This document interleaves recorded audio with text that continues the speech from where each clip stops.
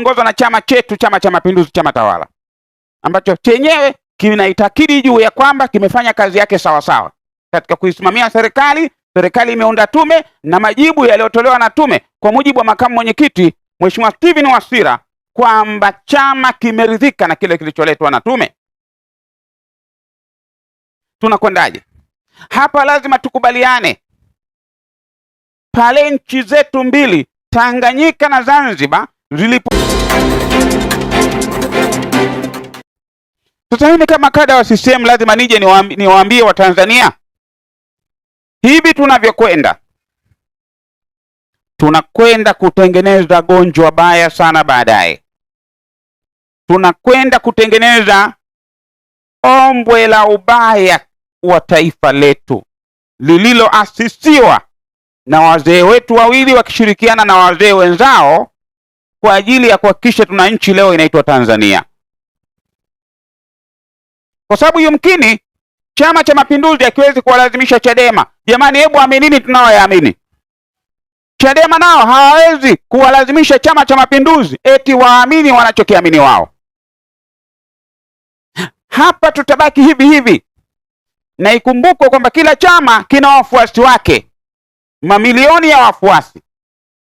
Chama cha Mapinduzi hata kama ndio kinaongoza kwa idadi kubwa ya wanachama, tuseme hata kama Chadema wana wanachama milioni mbili hao sio maji au miti au maembe. Milioni 2 hao ni Watanzania wenye haki ya kuishi kwenye nchi yetu. Kwa mfano, ikitokea mauaji ya watu milioni 2, hao ni mauaji ya halaiki, hao ni mauaji ya kimbari. Kwa hiyo ina maana hapo lazima taifa letu lifikie kwenye mustakabali. Tunafikaje? Sisi Chama cha Mapinduzi tunaamini wanadamu wote ni sawa, na hii ni imani ambayo kila kada wa Chama cha Mapinduzi inabidi awe nayo. Achana nao makada yao wenye njaa. Kada anayejitambua lazima ajue kwamba imani yetu sisi wana system ni kuamini kwamba wanadamu wote ni sawa. Lakini ndugu zangu, tunakwendaje? Tuko hivi, tumegawanyika. Viongozi wa dini wamegawanyika, vyama vya siasa vimegawanyika, vikiongozwa na chama chetu, Chama cha Mapinduzi, chama tawala, ambacho chenyewe kinaitakidi juu ya kwamba kimefanya kazi yake sawa sawa katika kuisimamia serikali. Serikali imeunda tume na majibu yaliyotolewa na tume kwa mujibu wa makamu mwenyekiti Mheshimiwa Steven Wasira kwamba chama kimeridhika na kile kilicholetwa na tume.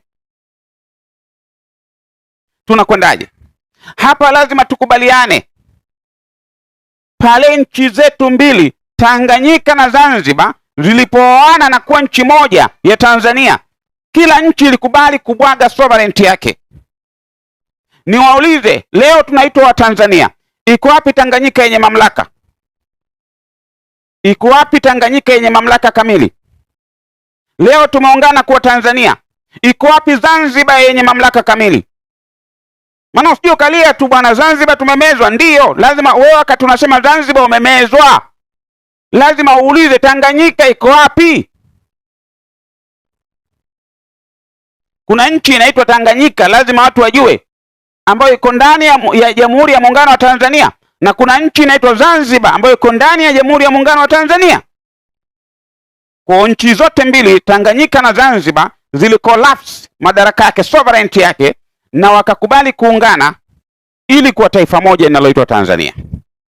Kwa hiyo Wazanzibari wakilalamika, wanalalamika kwamba Zanzibar yao chini ya Mzee Karume walikubali kubwaga sovereignty yao ili waje kuungana na Tanganyika, na Tanganyika nayo ikacollapse sovereignty yake, ikaacha sovereignty yake na ikakubali kuungana na Zanzibar, likawa taifa moja la Tanzania lenye sovereignty moja.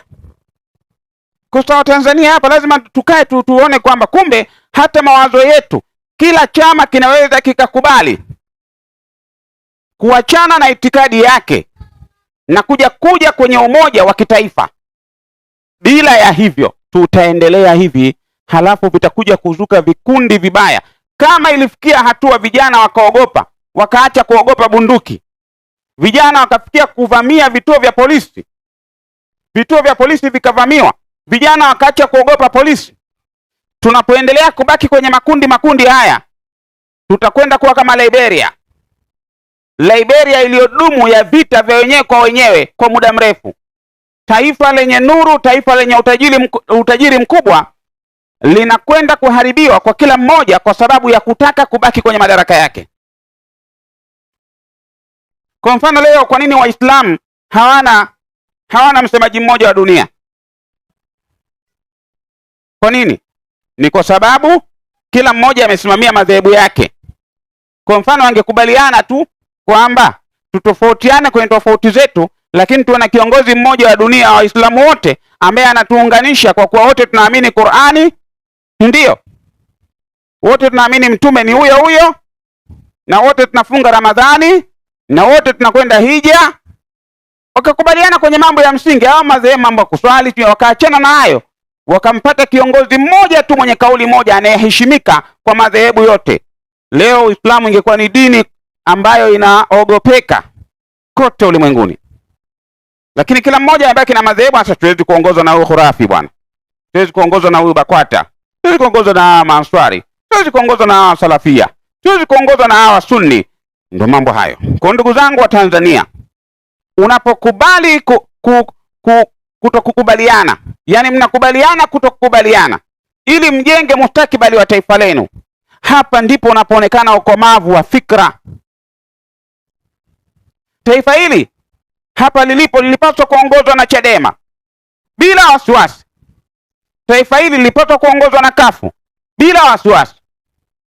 Taifa hili lilipaswa kuongozwa na ACT Wazalendo bila wasiwasi. Lakini Chama cha Mapinduzi kimetangulia, na ndio chama kilichozaa vyama vyote, bado kimeendelea kukita mizizi ya kubaki madarakani. Kwa hiyo namna ya kupisha mtu mwingine kuingia, lazima kuwe na namna. Kwanza taifa letu tuliweke kuwa pamoja, halafu tuyaone hayo ya Mungu ya siku moja CCM na yenyewe ikakaa pembeni, kikaja chama kingine kikaongoza taifa letu. Lakini kwa mfano wewe unajipanga kuja kuongoza taifa lenye mapande kama hivi, pakitokea vita vya wenyewe kwa wenyewe, wewe utaongoza wapi?